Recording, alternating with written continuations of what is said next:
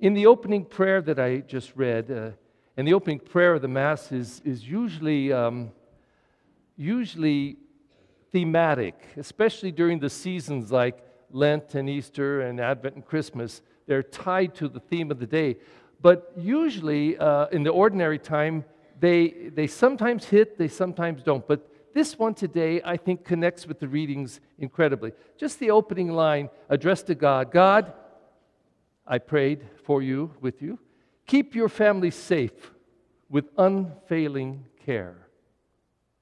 How beautiful that sentiment. God, keep us, keep St. Burns, keep your family safe with unfailing care.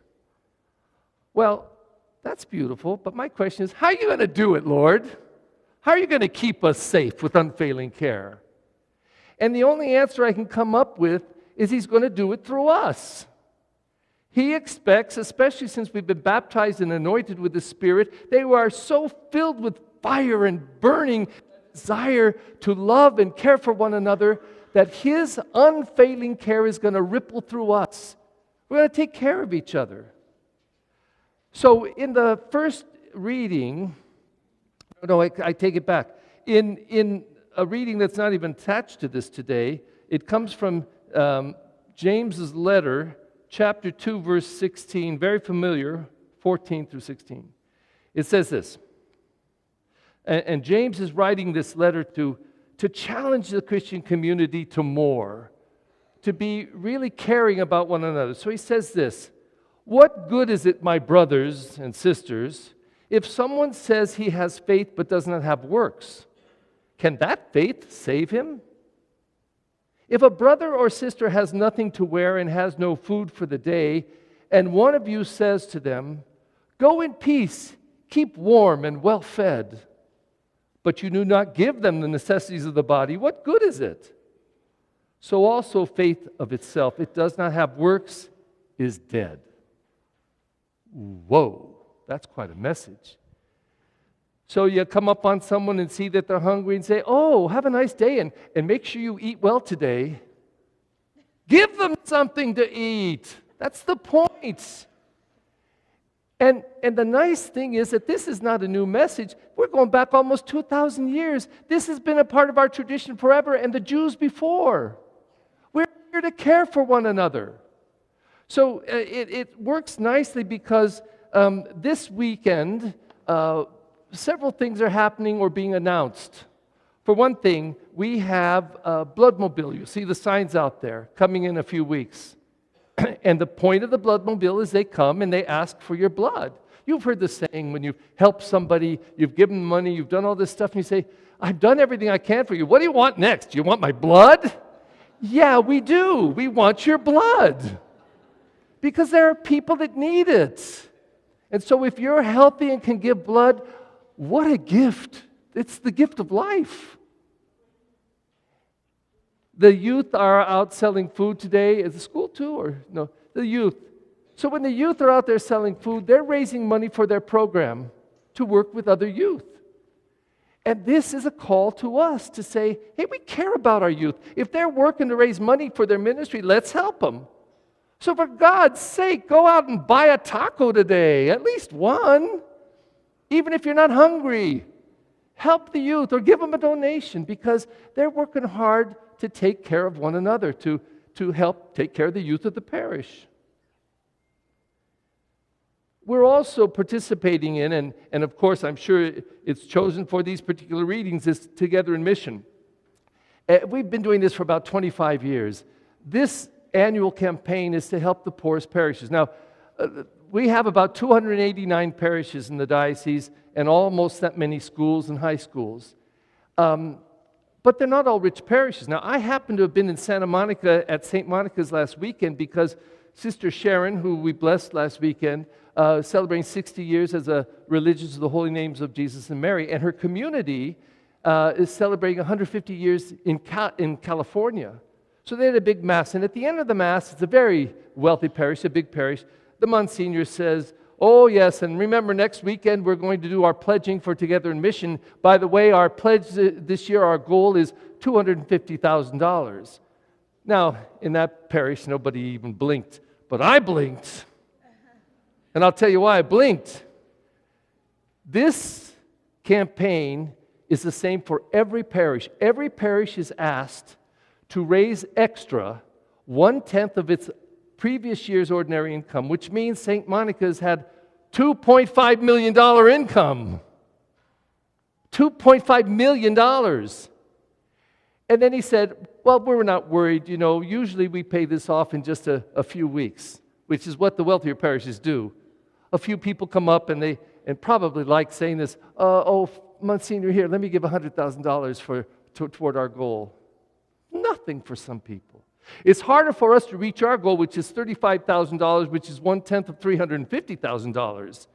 Harder for us to reach our goal at $35,000 than it is for them to reach $250,000, just because of the excess money that so many people have there. But the point is, and this is my goal is that everybody would participate. I don't care how much people give, that's up to them, but that everybody would give something. Because one of the healthiest things for our parish would be that we're all involved in this mission together to help those who are in need, to reach out a helping hand. There are schools that are this close to closing, and several schools have closed. All Souls in Alhambra closed a few years ago. And they're the ones that are a model to us of the dual language school. They have a trio language school, Mandarin, Spanish, and English. They reopened, and now they have a waiting list, but they closed. It can happen anywhere. So this fund, this annual campaign, is to raise several $million to help parishes and schools that are this close to closing. Our own school has received help from this fund many times. So we're not going to fill it out like we usually do, because many of us get in the mail. I did my first check. I do it in 2 checks. I prefer to not write a whole bunch of checks. Some people do it in 1. Some people do it, as they say here, it's not the maximum, but they say 10 installments. 10 installments. So they have a list over on the side of how much you give. The most amount they put here, it's not the most that you can give, but it says, these are examples, $750 this year, or $75 a month. But I want to notice the second one, $100 over 10 months. Almost anybody could do this, $10 a month. That would be fantastic if hundreds of people said, I'll give that over 10 months, $10 a month for 10 months, and we'll reach our $35,000 goal. So I'm going to ask you, they're on the end of the pews, and if you could pass this down, and every family take one, not every person, you could, but every family, and then send it back to the center so that we have them for the next Mass. But you don't have to fill it out right now. I'd recommend during the offertory, the preparation of the gifts, take a couple minutes. It's all the obvious, name, address. Make sure you get avenue, place, or street correct. You can put down a credit card number. You don't have to put any money in today, not a check, anything. Just make the pledge. And then, if you do it before the collection, you can drop it in the collection basket, or you can wait until after communion. The ushers will come after communion just to pick these up, okay? So that will be a great help. And if you want to take it home and dwell on it, pray over it, and do it at home, that's good too. Now, as I said, this is one of those Sundays where all these themes come together. And this gospel is just, it's a delicious gospel. Delicious. Here's Jesus. It's only in Luke quite this way. Jesus is at the edge of the water there, the shore, and he's preaching to these people about the Word of God. And obviously he was already somewhat famous, and people were coming from everywhere.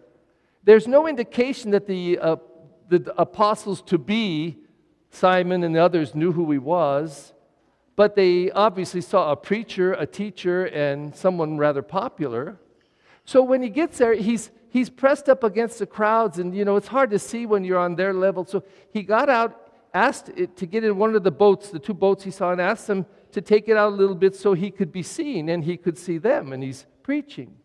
And when he finished teaching the people, that's what the gospel said, he was teaching the people, he turned to Simon, and he's going to teach him a thing or two also. He turns to him and says, why don't you take your boat and go out into the deep water and drop your nets again to catch some fish? Now, the gospel goes to some pain to say they had just finished cleaning the nets. Do we have any fishermen or fisherwomen here who've ever cleaned nets? They clean every single strand of the net. They're in squares because they get moss and junk on them, and then it dries and they're hard, and they want the nets to be able to bend easily, so they clean them really well. It says they fished all night. Now, Peter recognizes that Jesus is someone important, so he says, well, Master, we've been fishing all night. We haven't caught a thing, but if you say so, at your command, we'll go do it. He obviously doesn't think that he knows anything about what he's talking about. He's a carpenter. And, okay, we'll do it. But he doesn't seem like his heart is in it. So he goes out to the deep water, throws the net. Lo and behold, he gets so many fish, the boat is near sinking. The nets are tearing. So he calls out to another boat, his partner says, come on out here. And they get out there. And by the time they finish getting all these fish in the boat, the two boats are this close to sinking. Now, what has Jesus just taught to Peter? Peter, you don't know everything. Peter, have you ever heard of a miracle or something happening that you wouldn't expect? Peter, can you trust a little bit? Well, by the time he finished learning the lesson, he learned, but he also didn't quite get it, and it all turned sour on him, and he gets down on his knees and says, Lord, depart from me, I'm a sinful man. Very dramatic. Depart from me, I'm a sinful man. So Jesus had to do a little bit more teaching. He turns to him and he says, Peter, don't be afraid. Don't be afraid. He takes him in his doubt, in his unbelief, and now in his painful soul-searching thinking, he's a sinful man for not having trusted. And right there, Jesus seizes him, says, don't be afraid, have faith. And he says, in fact, let me tell you something. You're going to be a fisher of men. Not just one of fishermen, but a fisher of men. And you're going to have a catch. It's kind of nice to look around at his catch 2,000 years later. All these people in churches because they were caught by Jesus through the apostles, through the church. It seems to me, as we hear these scriptures, there is great invitation.